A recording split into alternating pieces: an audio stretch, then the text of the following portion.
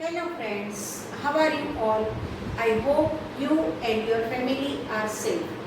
The HB Kapadia new હાઈસ્કૂલમાં આપનું સ્વાગત છે.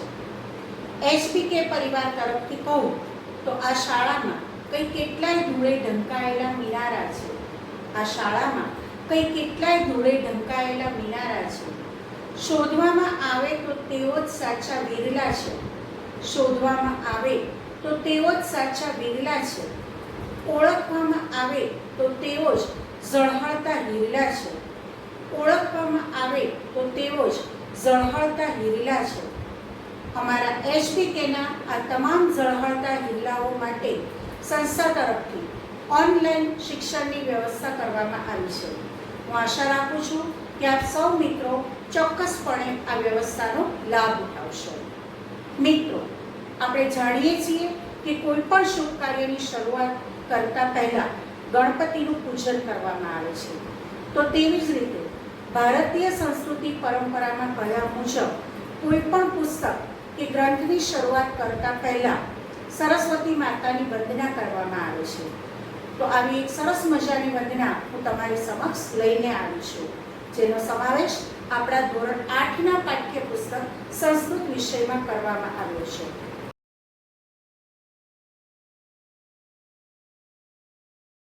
વિદ્યાર્થી મિત્રો, તમે જાણો છો કે સરસ્વતી માતા એ વિદ્યાની અધિષ્ઠાત્રી દેવી છે. વળી તે સાહિત્ય, સંગીત અને કલાની પણ દેવી છે. વીણા, પુસ્તક અને મયુર એ તેના પ્રતીક છે. તો ચાલો મિત્રો, આપણે સરસ્વતી માતાની વંદનાનો શુભારંભ કરીએ. અહીં આપણને 4 શ્લોક આપેલા છે. દરેક શ્લોક સુંદર મજાના ગાઈ શકાય તેવા છે. તો ચાલો મિત્રો, આપણે તેનું ગાન સાંભળીએ અને તેનો અર્થ ગ્રહણ કરીએ. તો ચાલો આપણે પહેલા શ્લોકનું ગાન સાંભળીએ.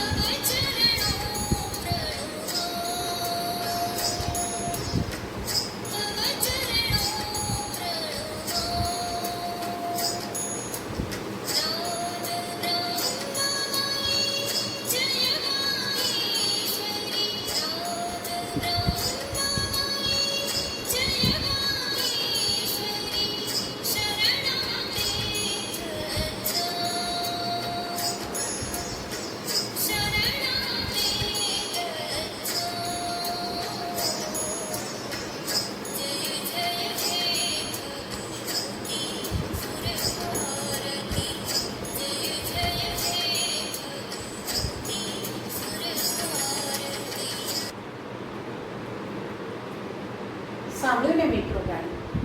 મન પ્રસન્ન થઈ ગયું ને? તો ચાલો હવે આપણે તેનો અર્થ ગ્રહણ કરીએ.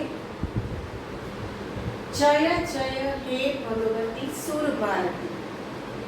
અહીંયા પહેલા શ્લોકમાં આપણને વિદ્યાની શરૂઆત કરતા પહેલા સરસ્વતી માતાના શરણમાં જવાનું કહ્યું છે અને તેના ચરણોને વંદન કરવાનું કહ્યું છે. જય જય હે ભગવતી સુરભારતી. જય જય, જય હો, જય હો. હે ભગવતી સુરભારતી. હે ભગવતી એટલે હે ભગવતી, સુરભારતી એટલે સરસ્વતી દેવી. અન્વયના રૂપમાં એને ગોઠવીએ તો હે ભગવતી સુરભારતી એટલે કે હે ભગવતી સરસ્વતી દેવી. જય જય, તારી જય હો, જય હો. હે ભગવતી સુરભારતી, હે ભગવતી સરસ્વતી, જય જય, તારી જય હો, જય હો. તવ ચરણૌ પ્રણમામઃ. તવ એટલે તારા, ચરણૌ એટલે ચરણોને, પ્રણમામઃ એટલે પ્રણામ કરીએ છીએ. તવ ચરણૌ પ્રણમામઃ, તારા ચરણોને પ્રણામ કરીએ છીએ. નાદ બ્રહ્મમયી. નાદ બ્રહ્મમયી જય વાગીશ્વરી. નાદ બ્રહ્મ એટલે નાદ અને બ્રહ્મ, મયી એટલે યુક્ત, નાદ અને બ્રહ્મથી યુક્ત જય એટલે જય હો, વાગીશ્વરી એટલે વાણીની દેવી. અન્વયના રૂપમાં ગોઠવીએ. નાદ બ્રહ્મમયી વાગીશ્વરી જય, નાદ બ્રહ્મથી યુક્ત એવી વાણીની દેવી તારી જય હો.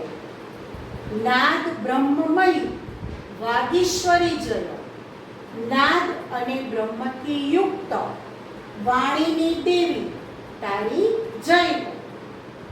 શરણમ તે ગચ્છામઃ, શરણમ એટલે શરણમાં, તે એટલે તારા, ગચ્છામઃ એટલે જઈએ છીએ. અન્વયના રૂપમાં તે શરણમ ગચ્છામઃ, તે એટલે તારા, શરણમ એટલે શરણમાં, ગચ્છામઃ એટલે જઈએ છીએ, તારા શરણમાં જઈએ છીએ. જય જય હે ભગવતી સુરભારતી, હે ભગવતી સુરભારતી જય જય, હે ભગવતી સરસ્વતી દેવી તારી જય હો, જય હો. તવ ચરણ પ્રણમામઃ, તારા ચરણોને પ્રણામ કરીએ છીએ. નાદ બ્રહ્મમયી વાગીશ્વરી જય, નાદ બ્રહ્મથી યુક્ત એવી, વાગીશ્વરી એટલે વાણીની દેવી, નાદ બ્રહ્મથી યુક્ત વાણીની દેવી તારી જય હો. તે શરણમ ગચ્છામઃ, તે એટલે તારા શરણમાં જઈએ છીએ. ખ્યાલ આવ્યો મિત્રો? ચાલો આપણે હવે બીજા શ્લોકનું ગાન સાંભળીએ.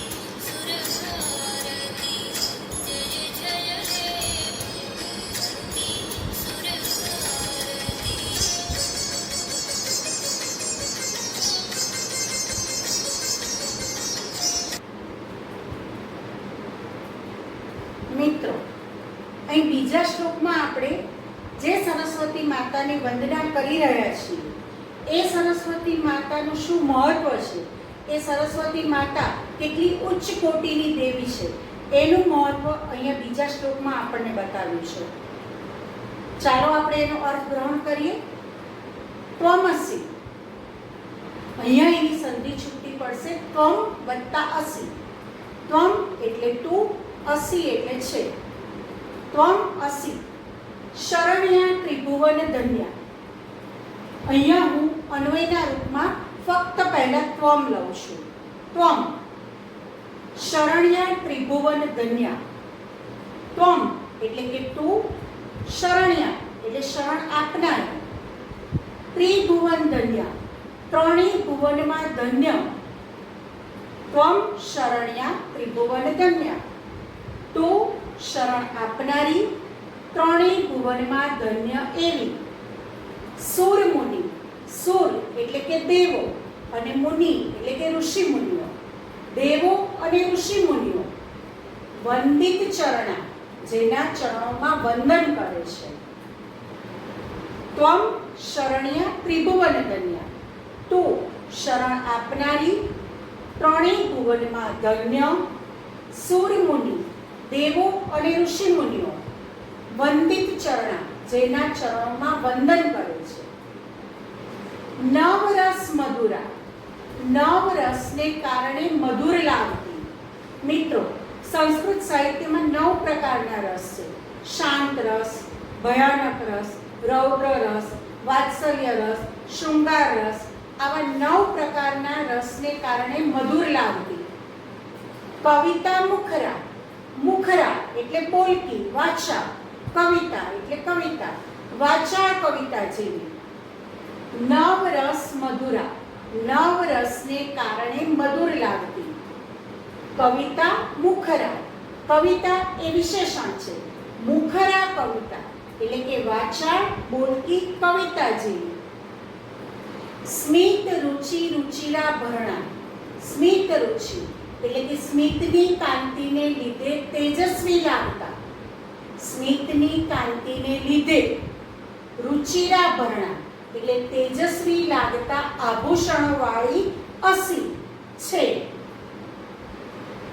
ત્વમ શરણ્ય ત્રિભુવન ધન્ય, તું શરણ આપનારી ત્રણેય ભુવનમાં ધન્ય એવા સુરમુનિ, દેવો અને ઋષિ મુનિઓ વંદિત ચરણા એટલે કે જેના ચરણોમાં વંદન કરે છે.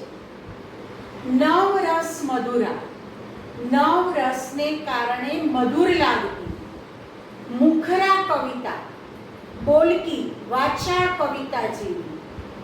સ્મિત રુચિ, સ્મિતની કાંતિને લીધે, સ્મિત રુચિ સ્મિતની કાંતિને લીધે રુચિરા ભરણા અસી તેજસ્વી લાગતા આભૂષણો વાળી છે. ખ્યાલ આવ્યો મિત્રો? તો ચાલો હવે આપણે ત્રીજા શ્લોકનું ગાન સાંભળીએ.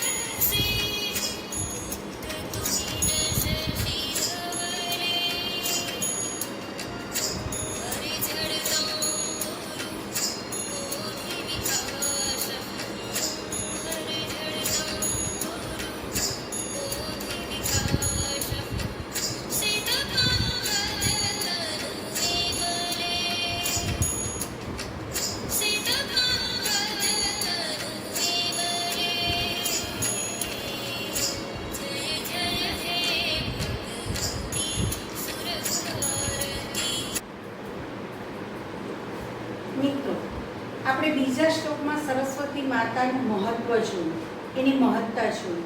તો હવે ત્રીજા શ્લોકમાં એ સરસ્વતી માતાને આપણા મનરૂપી હંસ પર બિરાજમાન થવાનું કહેવાનું છે. અને આપણી જે પણ તે જડતા છે એને હરી અને આપણી બુદ્ધિનો વિકાસ થાય એ માટે આપણે સરસ્વતીનું આહ્વાન કરવાનું છે. તો ચાલો આપણે સરસ્વતીને આહ્વાન આપતો આ ત્રીજો શ્લોક એનો અર્થ જોઈએ. આસીના ભવમાનસ હંસે, આસીના એટલે બિરાજમાન, ભવ એટલે થાય, માનસ હંસે એટલે મનરૂપી હંસ પર આપણે સરસ્વતી માતાને બિરાજમાન થવા આસન આપવાનું છે. તો કેવા પ્રકારનું આસન? મનરૂપી હંસનું. આસીના ભવમાનસ હંસે, કુંદ તુહીન શશી ધવલે. કુંદ એટલે મોગરાનું ફૂલ, તુહીન એટલે હિમ બરફ, શશી એટલે ચંદ્રમા અને ધવલ એટલે શ્વેત. અન્વયના રૂપમાં કુંદ તુહીન શશી ધવલે, કુંદ તુહીન શશી ધવલે આસીના માનસ હંસે ભવ, આસીના માનસ હંસે ભવ. કુંદ એટલે મોગરાના ફૂલ, તુહીન એટલે બરફ, શશી એટલે ચંદ્ર, ધવલે એટલે શ્વેત. મોગરાના ફૂલ, બરફ, ચંદ્ર, શ્વેત વર્ણવાળા હે સરસ્વતી દેવી. ધવલે એટલે શ્વેત વર્ણવાળા હે સરસ્વતી દેવી. માનસ હંસે આસીના ભવ, માનસ હંસે એટલે મન રૂપી હંસ પર, આસીના એટલે બિરાજમાન, ભવ એટલે થાવ. કુંદ તુહીન શશી ધવલે, મોગરાના ફૂલ, બરફ, ચંદ્ર, શ્વેત વર્ણા હે સરસ્વતી દેવી, મન રૂપી હંસ પર બિરાજમાન થાઓ. હર જડતામ કુરુ બુદ્ધિ વિકાસમ. હર જડતા એટલે દરેક પ્રકારની જડતાનું હરણ કર. કુરુ એટલે કર, બોધિ એટલે બુદ્ધિ, વિકાસ એટલે વિકાસ. હર જડતામ કુરુ જડતાને હરી, બોધિ વિકાસમ કુરુ બુદ્ધિનો વિકાસ કર. સિત પંકજ તનુ વિમલે. સિત એટલે સફેદ, પંકજ એટલે કમળ, તનુ એટલે શરીર, વિમલ એટલે નિર્મળ, પવિત્ર. અન્વયના રૂપમાં સિત પંકજ તનુ વિમલે. સિત એટલે સફેદ, પંકજ એટલે કમળ, સફેદ કમળ જેવા, તનુ વિમલે નિર્મળ શરીર વાળા. સિત પંકજ વિમલે તનુ સફેદ કમળ જેવા પવિત્ર શરીર વાળા હે સરસ્વતી દેવી. જડતામ હર જડતાને હરી, બોધિ વિકાસમ કુરુ બુદ્ધિનો વિકાસ કર. જડતામ હર જડતાને હરી, બોધિ વિકાસમ કુરુ બુદ્ધિનો વિકાસ કર. ફરી એકવાર. આસીના ભવ માનસ હંસે કુંદ તુહીન શશી ધવલે. અન્વયના રૂપમાં કુંદ તુહીન શશી ધવલે. મોગરાના ફૂલ, બરફ, ચંદ્ર અને શ્વેત વર્ણા સરસ્વતી દેવી માનસ હંસે આસીના ભવ મન રૂપી હંસ પર બિરાજમાન થાઓ. સિત પંકજ તનુ વિમલે. સિત સફેદ, પંકજ કમળ, સફેદ કમળ જેવા, વિમલે તનુ પવિત્ર શરીર વાળા. જડતામ હર જડતાને હરી, બોધિ વિકાસમ કુરુ બુદ્ધિનો વિકાસ કર. ખ્યાલ આવ્યો મિત્રો? તો ચાલો હવે આપણે ચોથા શ્લોકનું ગાન સાંભળીએ.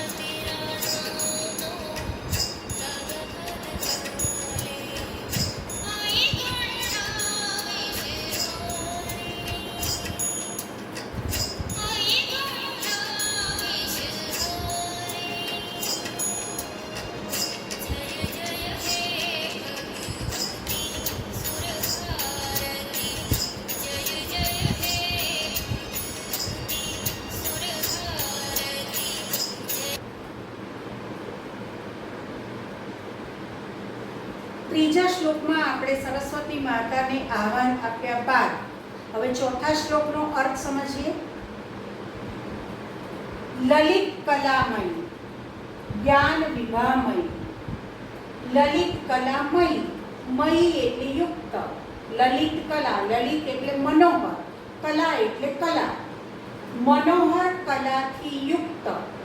લલિત કલામય, લલિત એટલે મનોહર, કલા એટલે કલા, મય એટલે યુક્ત, મનોહર કલાઓથી યુક્ત. જ્ઞાન વિભામય, જ્ઞાન એટલે જ્ઞાન, વિભા એટલે તેજ, મય એટલે યુક્ત, જ્ઞાનના તેજથી યુક્ત, જ્ઞાનના તેજથી યુક્ત.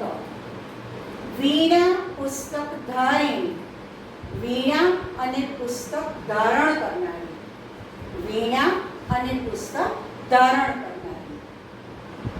એને હું અન્વયના રૂપમાં ગોઠવું છું. અહીંયા જે અઈ શબ્દ આપ્યો છે, અઈનો અર્થ થાય છે હે. અઈ એટલે હે દેવી.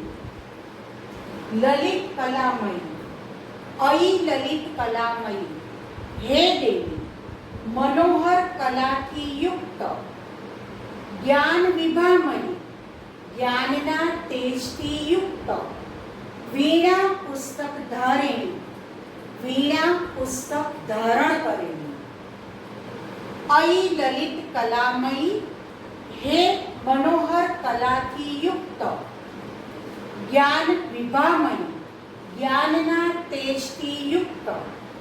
વીણા પુસ્તક ધારિણી, વીણા અને પુસ્તક ધારણ કરેલી. કુંઠા વિષહારિણી, કુંઠા એટલે મનોવિકૃતિ, વિષ એટલે વિષ, મનોવિકૃતિના વિષને હરનારી. કુંઠા વિષહારિણી, કુંઠા એટલે કે મનોવિકૃતિ, વિષ એટલે વિષ, હારિણી એટલે હરનારી. મનોવિકૃતિના વિષને હરનારી. હે લલિત કલામયી, જ્ઞાન વિભામયી, વીણા પુસ્તક ધારિણી, કુંઠા વિષહારિણી. હે દેવી, મનોહર કલાઓથી યુક્ત, જ્ઞાનના તેજથી યુક્ત, વીણા પુસ્તક ધારણ કરેલી, મનોવિકૃતિના વિષને હરનારી. તવ પદ કમલે, તવ એટલે તારા, પદ કમલે એટલે ચરણ કમળમાં. તવ પદ કમલે, તારા ચરણ કમળમાં. નહ મતિ આસ્તામ, નહ એટલે અમારી, મતિ એટલે બુદ્ધિ, આસ્તામ એટલે રહો. તવ પદ કમલે, તારા ચરણ કમળમાં. નહ મતિ આસ્તામ, અમારી બુદ્ધિ રહો. ફરી એકવાર. હે લલિત કલામયી, જ્ઞાન વિભામયી, હે મનોહર કલાઓથી યુક્ત, જ્ઞાનના તેજથી યુક્ત, વીણા પુસ્તક ધારિણી, વીણા અને પુસ્તક ધારણ કરેલી. કુંઠા વિષહારિણી, મનોવિકૃતિના વિષને હરનારી. તવ પદ કમલે, તારા ચરણ કમળમાં. તવ પદ કમલે, તારા ચરણ કમળમાં. નહ મતિ આસ્તામ, નહ એટલે કે અમારી, મતિ એટલે કે બુદ્ધિ, આસ્તામ એટલે રહો.